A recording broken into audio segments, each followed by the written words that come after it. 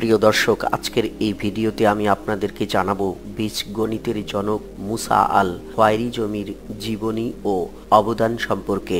মধ্যযুগে বিখ্যাত বৈজ্ঞানিকদের মধ্যে আল খোয়ারিজমি একজন অন্যতম ও সেরা একজন বিখ্যাত বিজ্ঞানী ছিলেন। তার সবচেয়ে বড় পরিচয়টি হলো তিনি আধুনিক বীজগণিতের জনক। যদিও তিনি বীজগণিতের জনক, কিন্তু আমাদের বর্তমান সময়ের অনেকের কাছেই তার নামটি আজও অজানা। এটাও আমরা জানি না যে বীজগণিতের জনক হচ্ছেন একজন মুসলিম গণিতবিদ।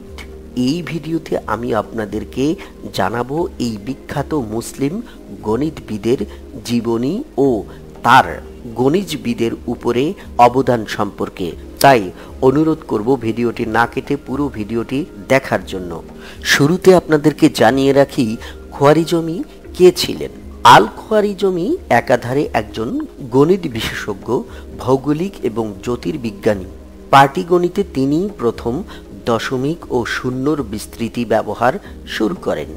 এছাড়াও তিনি জ্যোতির্বিদ্যা, সূর্যঘড়ি, বর্ষপঞ্জি, ম্যাগনিফাইং গ্লাস সহ বিভিন্ন বিষয়ে কাজ করেছেন।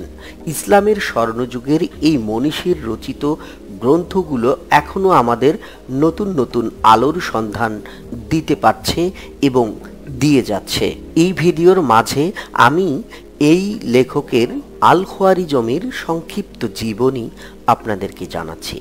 আল খোয়ারিজমির পুরো নাম হলো আবু মোহাম্মদ ইবনে মুসা আল খোয়ারিজমি। সোভিয়েত রাশিয়ার আরব সাগরের পতিত আমুদরিয়া নদীর দ্বীপের নিকটে অবস্থিত খোয়ারিজম নামক স্থানে তিনি জন্মগ্রহণ করেছিলেন। এই শহরটির নাম ছিল উরগেঞ্জ, যা প্রাচীন সভ্যতার অন্যতম কেন্দ্র ছিল। তার জন্ম তারিখ, শৈশব এবং কৈশোর সম্বন্ধে তেমন কিছুই জানা যায়নি, তাই আমরাও আপনাদেরকে জানাতে পারছি না। তবে বিশেষজ্ঞরা অনুমান করে যে তারিখটি দিয়েছিলেন তা হল 780 খ্রিস্টাব্দে তিনি জন্মগ্রহণ করেছিলেন। এটি নিয়ে বিতর্কও রয়েছে। আল খোয়ারিজমি খলিফা আল মনসুরের বাইতুল হিকমা সংলগ্ন গ্রন্থাগারে গ্রন্থগারিকের চাকরি করতেন। খলিফা মামুনের মৃত্যুর পরে জীবিত ছিলেন ও পরবর্তীকালে আল ওয়াথিকের শাসনকালেও সম্পৃক্ত ছিলেন। তিনি পাটিগণিত, বীজগণিত, ভূগোল, জ্যোতির্বিজ্ঞান ও জ্যামিতিতেও বিশেষ ভূমিকা রাখেন। তবে মূলত বীজগণিতের জন্যই সবচেয়ে বেশি আলোচিত এই ব্যক্তি। তার আরেকটি নাম মুহাম্মদ ইবনে মুসা আল খোয়ারিজমি আল কুতরুবুল্লি। এ নামটি দেন প্রখ্যাত ইতিহাসবিদ আল তাবারি। তার এই কুতরুবুল্লি বিশেষণ এটাও নির্দেশ করে যে তিনি হয়তো বাগদাদের নিকটবর্তী ক্ষুদ্রতম শহর কুতরুবুল থেকে এসেছিলেন। আল তাবারি তাকে আল মাজুসি উপাধি দিয়েছিলেন। এ উপাধি অনেকে মনে করেন যে তিনি হয়তো বা প্রাচীন জরথুস্ট্রের মতবাদের অনুসারী ছিলেন। তার আল জাবর ওয়াল মুকাবলা বই থেকে জানা যায় যে তিনি একজন একনিষ্ঠ মুসলিম ছিলেন। সুতরাং এ থেকে বোঝা যায় যে হয়তো তার পূর্বপুরুষ বা তিনি কৈশোরে জরথুস্ট্রের মতবাদের বিশ্বাসী ছিলেন এবং পরবর্তীতে ইসলাম গ্রহণ করেছিলেন। আল খোয়ারিজমি চাকরি করেন বাগদাদে খলিফা মামুনের লাইব্রেরিতে। সেখানেই তিনি বিজ্ঞানের প্রতি আকৃষ্ট হয়ে পড়েন।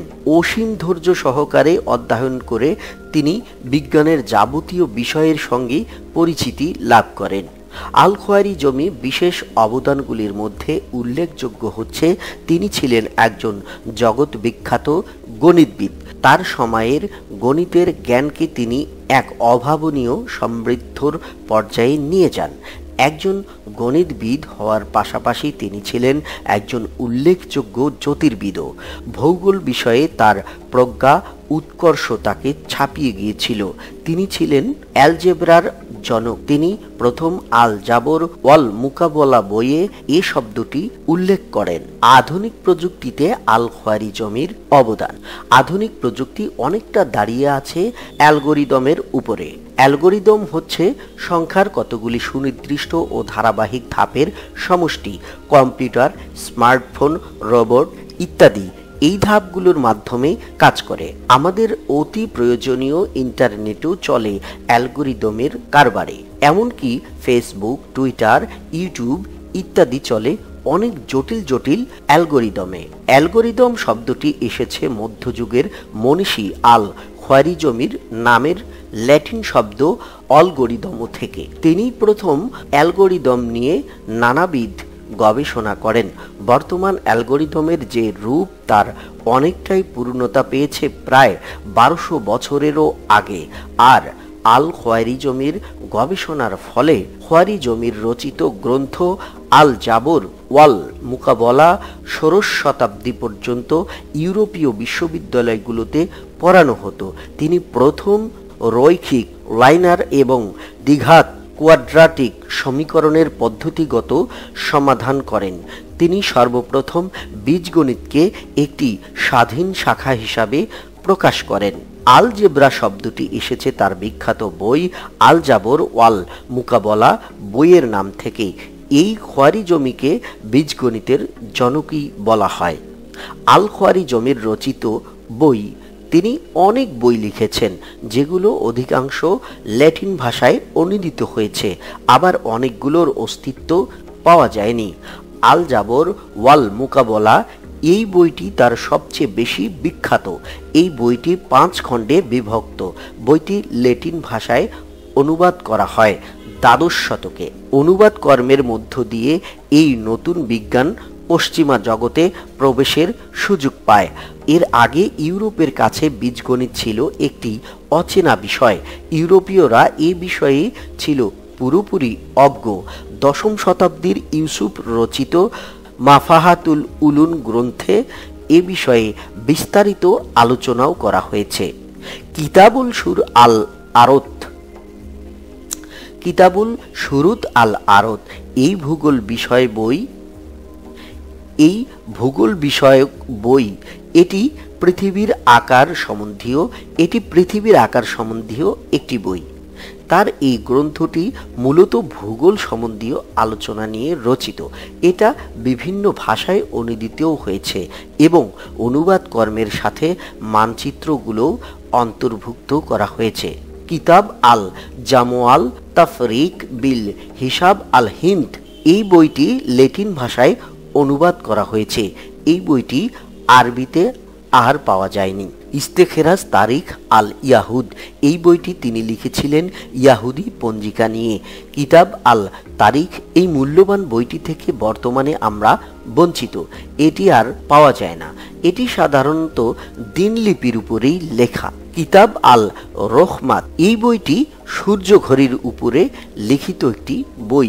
এটি থেকেও আমরা বঞ্চিত, কেননা এই বইটিও আর খুঁজে পাওয়া যাচ্ছে না।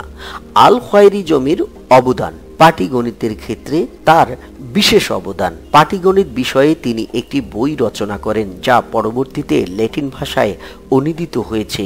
খ্রিস্টীয় 6ষ্ঠ শতকে হিন্দু গণিতবিদগণ দশমিক পদ্ধতির উদ্ভাবন করেছিলেন এবং এই পদ্ধতিটিকে খোয়ারিজমি প্রথম ইসলামিক জগতে নিয়ে আসেন। তার রচিত the book of addition and subtraction according to the Hindu calculation তারই একটি বিশেষ উদাহরণ।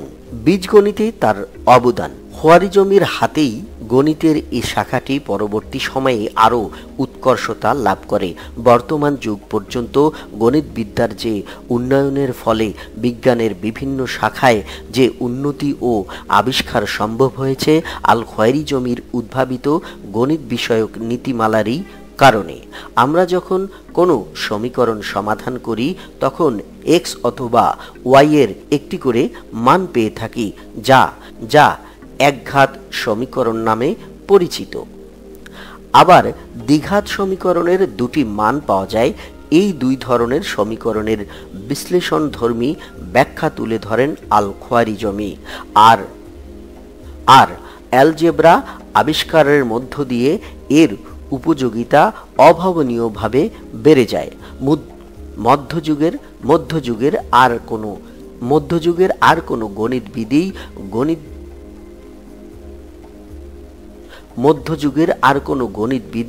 গণিত জগতে আর সমান্তরাল কর্ম উপস্থাপন করে যেতে পারেননি। গণিতে শূন্যতার ব্যবহার। গণিতে যে অসম্পূর্ণতা ছিল তা পূরণ করেছিলেন আল খোয়ারিজমি। তার গণিতের বিষয়ে উপস্থাপন ছিল অসাধারণ ও অনন্য। আরবীয়রা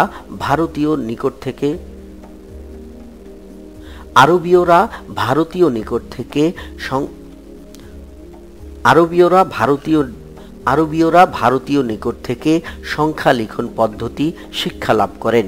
মুসলমান বৈজ্ঞানিকেরা নিজেরা এটিকে সংশোধন করেন। খোয়ারিজমি এই শূন্য লিখন প্রণালীকে সর্বশেষ রূপ দান করেন। ইউরোপীয়রা মুক্ত কণ্ঠে একথা স্বীকার করেন। এই শূন্য ব্যবহার করার ফলে গণিত এসে দাঁড়ালো পরিপূর্ণ প্রেক্ষিতে। এখানেই থামলেন না, তার মগজে ঝড় বয়ে গেল এক অসাধারণ বিপ্লব। ভগ্নাংশের পদ্ধতি আবিষ্কার করেনও এই খোয়ারিজমি। ভারতীয় পরিসংখ্যান ব্যবস্থা নিয়ে কাজ করার সময়ে তিনি আবিষ্কার করেন ভগ্নাংশের বিস্ময়কর দিক। তার এই কাজগুলো পরিচিত ছিল আরব কর্ম হিসেবে। তার কর্ম অবদানগুলো পৌঁছে গেল ইউরোপে। ইউরোপীয়রা দ্রুত তার বই ও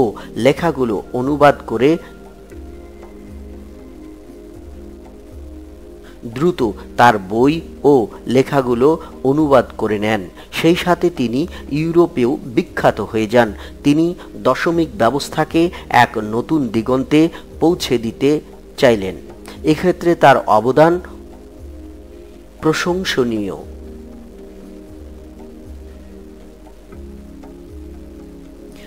তিনি দশমিক ব্যবস্থাকে এক নতুন দিগন্তে পৌঁছে দিতে চাইলেন। এক্ষেত্রে তার অবদান প্রশংসনীয়। ত্রিকোণমিতিতে তার অবদান। গণিতের একটি শাখা হলো ত্রিকোণমিতি।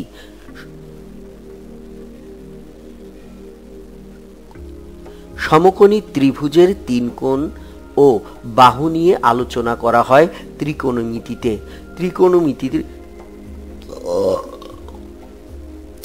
ত্রিকোণমিতির বিস্তারিত উপাত্ত উদ্ভাবন করেন আল খোয়ারিজমি। তিনি কনিক সেকশনে গাণিতিক ধরনকে ও ক্যালকুলেশনের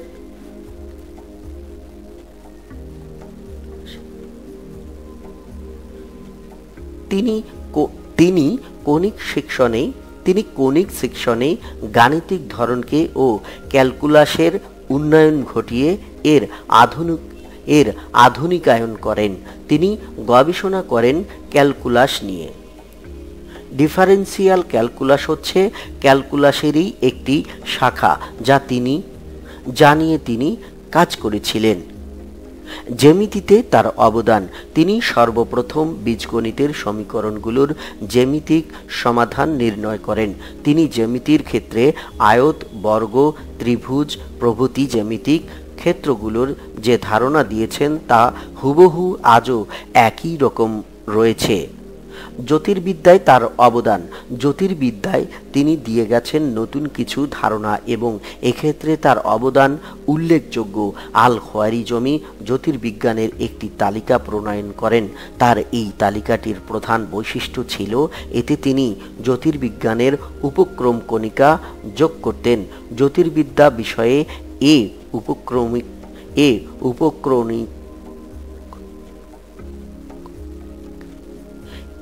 উপক্রমণিকাই তার প্রজ্ঞা ও পাণ্ডিত্যের স্বাক্ষর।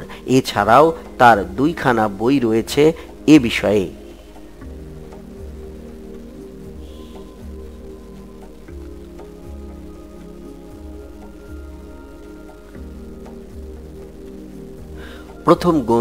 প্রথম গ্রন্থে জ্যোতির্বিজ্ঞান বিষয়ক যন্ত্রপাতির নির্মাণ কৌশল আলোচনা করেছেন।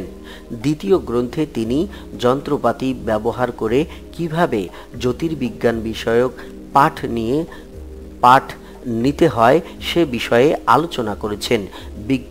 জ্যোতির্বিজ্ঞান বিষয়ক বইগুলো জ্যোতির্বিজ্ঞান বিষয়ক বইগুলো অনুবাদ করা হয় ইউরোপীয় ভাষায়, পরে এগুলো চীনা ভাষাতেও অনুবাদ করা হয়। সিদ্ধান্ত হচ্ছে জ্যোতিষশাস্ত্রের উপর রচিত ভারতীয়দের একটি বই যা তিনি আরবিতে অনুবাদ করেন। অনুবাদ কর্মে তার অবদান। আল খোয়ারিজমি গ্রিক ও ভারতীয়দের বইগুলো আরবিতেও অনুবাদ করেন। তিনি টলেমির বইগুলো ও জ্যোতিষশাস্ত্রের উপর একটি বই অনুবাদ করেন। ভূগোল শাস্ত্রে তার অবদান। আল খোয়ারিজমি টলেমি সূচিত অনেক ভৌগোলিক ধারণার সংশোধন করেন। তিনি টলেমির মানচিত্র পর্যন্ত সংশোধন করেন এবং একটি মানচিত্র সংযুক্তও করেন। ইউরোপীয়রা এতে মুগ্ধ হন। আল খোয়ারিজমি টলেমির দ্রাঘিমা ও অক্ষরেখা গ্রহণ করেন এবং মুসলিম দেশগুলোর বিবরণ পেশ করেন। আল খোয়ারিজমির উদ্যোগে দুনিয়ার একটি বাস্তব রূপ তৈরি করা হয়েছিল, পরবর্তীতে যা পৃথিবীর মানচিত্র অঙ্কনে ব্যবহার করা হয়। আল খোয়ারিজমি সর্বপ্রথম পৃথিবীকে সপ্তমণ্ডলে বা 7 ভাগে ভাগ করেন। এই সূত্র ধরেই আবহাওয়া পরিমণ্ডল অনুসারে পৃথিবীকে 7টি মহাদেশে ভাগ করেন তিনি। সম্ভবত এই মহান বৈজ্ঞানিক 847 বা 840 খ্রিস্টাব্দের দিকে মৃত্যুর মুখে পতিত হন। খলিফা মামুনের মৃত্যুর পরেও তিনি 1 যুগেরও অধিক জীবিত ছিলেন। বিজ্ঞানে মৌলিক অবদানের জন্য আল খোয়ারিজমি চির স্মরণীয় হয়ে আছেন মানব সভ্যতার মাঝে। প্রিয় দর্শক, ভিডিওটি যদি আপনাদের ভালো লাগে তবে অবশ্যই একটি লাইক দেবেন, আর যদি ভালো না লাগে ডিসলাইক করে আপনার প্রিয় মন্তব্যটি আমাদের কমেন্ট বক্সে লিখে দেবেন। ভালো থাকবেন, কথা হবে আবার নতুন কোনো ভিডিওতে।